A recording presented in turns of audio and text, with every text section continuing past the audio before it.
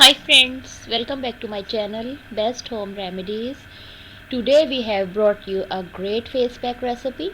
If you are going to a party and do not have time to go to the parlor for facial treatment, you can take advantage of this face pack. This face pack removes the dust particle in your face, removal of dead cells that immediately make the complexion appear clearer.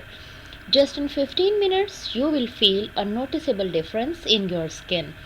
To prepare this face pack, you will need 4 ingredients: sandalwood powder 1 tablespoon, yogurt, fresh yogurt 1 tablespoon, almond powder 1 tablespoon, freshly squeezed lemon juice 1 teaspoon. Method: take a glass bowl, add all the ingredients in it according to the recipe, mix well, apply on your face and neck immediately. Wait for 15 minutes, then wash with fresh water. You will be amazed to see the results. Use just before going to the party. Thanks for watching.